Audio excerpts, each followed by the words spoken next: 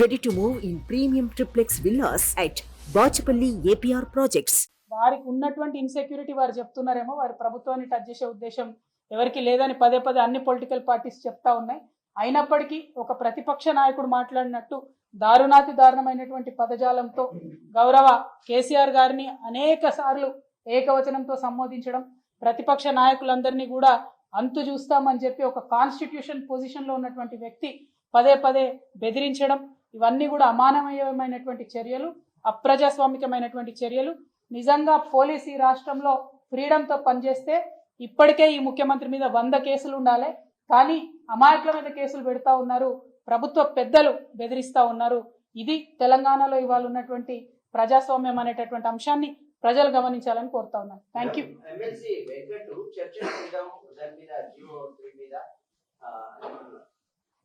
ప్రభుత్వం రేపు పర్మిషన్ ఇస్తే దానిలో ఉన్న లోటుపాట్లన్నీ కూడా తప్పకుండా వివరిస్తాం ప్రజలకు. తెలంగాణ రాష్ట్రంలో కొత్తగా ఏర్పడ్డటువంటి ప్రభుత్వంలో కొత్తగా వచ్చినటువంటి ముఖ్యమంత్రి రేవంత్ రెడ్డి గారు తరతరాలు మన ఆడబిడ్డలకు నష్టం జరిగేటటువంటి చర్యలు చేపట్టినారు. కాబట్టి దానికి నిరసన వ్యక్తం చేస్తూ ఆడబిడ్డలకు ప్రభుత్వ ఉద్యోగ అవకాశాల్లో, ప్రభుత్వ విద్యా సంస్థల్లో వచ్చేటటువంటి అవకాశాల్లో జరిగేటటువంటి నష్టాన్ని వివరించి ప్రజలకు చెప్పాలనే ఉద్దేశంతో భారత్ జాగృతి తరఫున రేపు ఇందిరా పార్క్ దగ్గర ధర్నా కోసం మేము పర్మిషన్కి అప్లై చేసుకోవడం జరిగింది. ప్రభుత్వం నుంచి ఇంతవరకు అయితే మాకు పర్మిషన్ రాలేదు. పర్మిషన్ వస్తే ఖచ్చితంగా మన రాష్ట్రంలో ఉన్నటువంటి ఆడబిడ్డలకు అందరికీ కూడా మరి ఎటువంటి నష్టం జరుగుతుంది GO 3 వల్ల, దాన్ని రద్దు చేయాల్సినటువంటి అవసరం ఏముందనేటటువంటి అంశాన్ని వివరించి చెప్పాలనేటటువంటి ఉద్దేశంతో మేము ఉన్నాం. మరి GO 3 అనేటటువంటిది మహిళలకు వచ్చేటటువంటి 33% ఉద్యోగ అవకాశాలను ప్రభుత్వ ఉద్యోగాల్లో దెబ్బతీసేటటువంటి అంశం. దాని గురించి అడిగినప్పుడు గౌరవ రాష్ట్ర ముఖ్యమంత్రి రేవంత్ రెడ్డి గారు మరి కోర్టులు ఎట్లా చెప్తే అట్లా నడుచుకుంటామని చెప్పి చేతులు దులుపుకునే ప్రయత్నం చేస్తూ ఉన్నారు.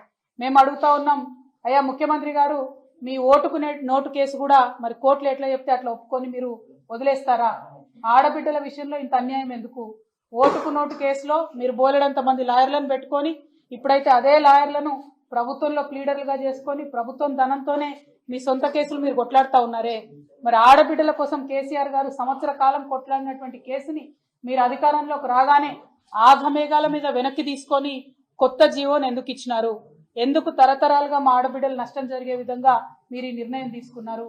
ప్రభుత్వం నుండి నిన్న ఒక చిన్న రిజైండర్ ఇచ్చి వదిలేసినారు. కానీ ప్రభుత్వ సంస్థ చెప్పినట్టుగా women and child welfare department చెప్పినట్టుగా అంత ఈజీ అంశం కాదది.